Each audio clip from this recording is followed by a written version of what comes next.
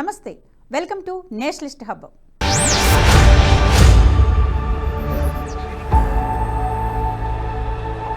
దైవ నిర్ణయం అమలు చేయడమే మానవ కర్తవ్యం. దానికి ఎవరు అడ్డుపడినా ఆగదు, ఆక్రమించుకోవాలనుకున్నా జరగదు. అయోధ్య రామ మందిర నిర్మాణ విషయంలో అది మరోసారి రుజువైంది. రామ జన్మభూమి అయోధ్య అని ఆధారాలు గుర్తులు చెప్తున్నా ఎన్నో కుట్రలు, మరెన్నో కుతంత్రాలు జరిగాయి. కానీ చివరికి సత్యమే గెలిచింది, ధర్మమే దారి చూపించింది.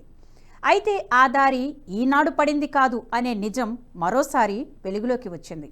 సుమారు 5 దశాబ్దాల పోరాటాల తర్వాత నేడు అయోధ్యలో భవ్యమైన రామ మందిరం ప్రతిష్ఠానానికి దారితీసేందుకు ఒక విధంగా ఆద్యుడు, నిజాయితీ గల ఐసీఎస్ అధికారి కేకే నాయర్ 73 ఏళ్ల క్రితం ఎంతో బలమైన ప్రధానిగా పేరొందిన జవహర్లాల్ నెహ్రూ ఆదేశాలను సైతం ధిక్కరించి నిర్భయంగా, నిజాయితీతో తన విధులను నిర్వహించిన కారణంగానే నేడు అక్కడ ఈ చారిత్రాత్మక మందిరం కల సాకారమైంది.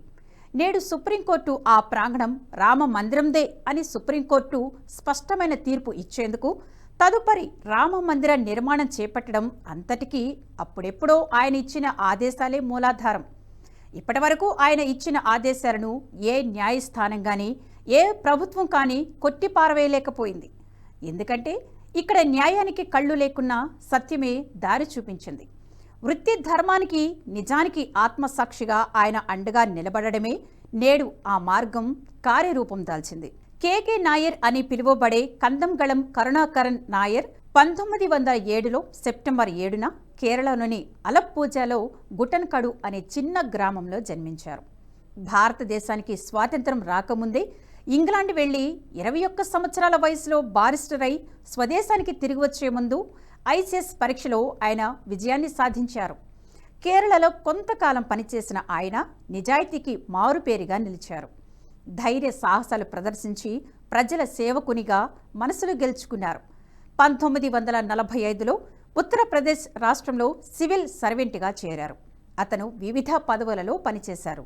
ఇక 1949 జూన్ 1న ఫైజాబాద్ డిప్యూటీ కమిషనర్, జిల్లా మెజిస్ట్రేట్గా నియమితులయ్యారు. అప్పుడు బాలరాముని విగ్రహం అయోధ్య మందిరంలో హఠాత్తుగా కనిపించిందని ఫిర్యాదు రావడంతో విచారణ జరిపి నివేదిక సమర్పించాలని అప్పటి ప్రధాని నెహ్రూ ఉత్తరప్రదేశ్ రాష్ట్ర ప్రభుత్వాన్ని ఆదేశించారు. అప్పటి రాష్ట్ర ముఖ్యమంత్రి గోవింద్ వల్లభ్ పంత్ అక్కడికి వెళ్లి విచారణ చేయవలసిందిగా కేకే నాయర్ను కోరగా, నాయర్ తన సబార్డినేట్ గురుదత్ సింగ్ను దర్యాప్తు చేసి నివేదిక ఇమ్మనమని కోరారు. సింగ్ అక్కడికి వెళ్లి సమగ్ర నివేదికను కేకే నాయర్కు అందించారు. అయితే హిందువులు అయోధ్యను రాముడు జన్మస్థలంగా ఆరాధిస్తున్నారని, అది ఒక మసీదుగా ఉందని, అక్కడ ముస్లింలు సమస్యలు సృష్టిస్తున్నారని స్పష్టమైన నివేదిక ఇచ్చారు. పైగా అది హిందూ దేవాలయమని ఆయన నివేదిక స్పష్టం చేసింది. అంతేకాక అక్కడ పెద్ద దేవాలయం నిర్మించాలని కూడా ఆయన సూచించారు. దానికోసం ప్రభుత్వం భూమి కేటాయించాలని, గొడవలు జరగకుండా ముస్లింలు ఆ ప్రాంతానికి వెళ్లకుండా నిషేధించాలని ఆయన నివేదికలో చెప్పారు. ఆ నివేదిక ఆధారంగా ఆలయానికి 500 మీటర్ల పరిధిలోకి ముస్లింలు వెళ్లడాన్ని నిషేధిస్తూ నాయర్ ఉత్తర్వులు జారీ చేశారు. ఈ నిషేధాన్ని ఇప్పటివరకు ఏ ప్రభుత్వం కానీ, కోర్టు కానీ ఎత్తివేతను లేకపోవడం చెప్పుకోదగ్గ విషయం. ఇది విని నెహ్రూ చిరాకుపడి కోపం తెచ్చుకొని ఆ ప్రాంతం నుండి హిందువులను తక్షణమే ఖాళీ చేయించి రామ్లల్లాను తొలగించాలని రాష్ట్ర ప్రభుత్వాన్ని ఆదేశించాలని కోరారు. నెహ్రూ ఆదేశాల మేరకు ముఖ్యమంత్రి గోవింద్ వల్లభ్ పంత్ వెంటనే హిందువులను ఖాళీ చేయించాలని, రామ్లల్ల విగ్రహాన్ని తొలగించాలని నాయర్ను ఆదేశించారు. కానీ నాయర్ ఆ ఉత్తర్వులను అమలు చేసేందుకు నిరాకరించడమే కాకుండా రామ్లల్లాకు రోజు పూజ చేయాలని మరో ఆదేశం జారీ చేశారు. పూజకయ్యే ఖర్చు, పూజ చేసే పూజారి జీతం కూడా ప్రభుత్వమే భరించాలని స్పష్టం చేస్తూ ఉత్తర్వులు జారీ చేశారు. ఈ ఉత్తర్వుతో భయపడిన నెహ్రూ వెంటనే నాయర్ని ఆ పదవి నుండి తొలగించాలని ఆదేశించారు. అయితే నాయర్ అలహాబాద్ కోర్టుకు వెళ్లి తన కేసు తానే వాదించుకుని నెహ్రూ జారీ చేయించిన తొలగింపు ఉత్తర్వులకు వ్యతిరేకంగా విజయాన్ని సాధించారు. నాయర్ను తిరిగి విధుల్లోకి తీసుకోవాలని, అదే స్థలంలో పనిచేసేందుకు అనుమతించాలని కోర్టు ఆదేశించింది. ఇక కోర్టు ఆదేశం నెహ్రూకు చెంపపెట్టులా తగిలింది. ఈ పరిస్థితుల్లోనే అయోధ్యవాసులు ఎన్నికల్లో పోటీ చేయాలని నాయర్ను కోరారు.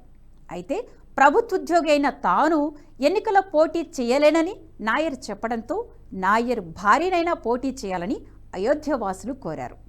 ప్రజల అభ్యర్థనను అంగీకరిస్తూ శ్రీమతి శకుంతల నాయర్ ఉత్తరప్రదేశ్ శాసనసభ ఎన్నికల సందర్భంగా అయోధ్యలో జనసంఘ్ అభ్యర్థిగా బరిలోకి దిగారు.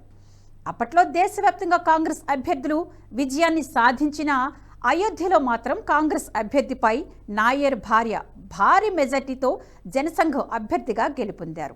ఇది చూసి ఆశ్చర్యపోయిన నెహ్రూ కాంగ్రెస్ పార్టీ నాయర్పై ఒత్తిడి తీసుకురావడంతో నాయర్ తన పదవికి రాజీనామా చేశాడు. ఆ వెంటనే అలహాబాద్ హైకోర్టులో న్యాయవాదిగా పనిచేయడం ప్రారంభించారు. 1967లో పార్లమెంటుకు ఎన్నికలు ప్రకటించబడినప్పుడు ప్రజలు నాయర్ ఆయన భార్యను పోటీకి ఒప్పించడంలో విజయాన్ని సాధించారు.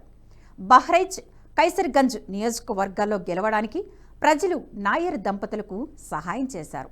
వారిది అది ఒక చారిత్రాత్మక విజయం. శకుంతల నాయర్ మొత్తంగా ఒకసారి ఎమ్మెల్యేగా 3 సార్లు ఎంపీగా గెలిచారు. వారిద్దరూ చివరి వరకు జనసంఘ్ కార్యకర్తలుగానే ఉన్నారు. విచిత్రం ఏమిటంటే నాయర్ పలుకుబడితో అతని డ్రైవర్ కూడా ఫైసలాబాద్ నియోజకవర్గం నుండి రాష్ట్ర శాసనసభ సభ్యునిగా ఒకసారి ఎన్నికయ్యాడు.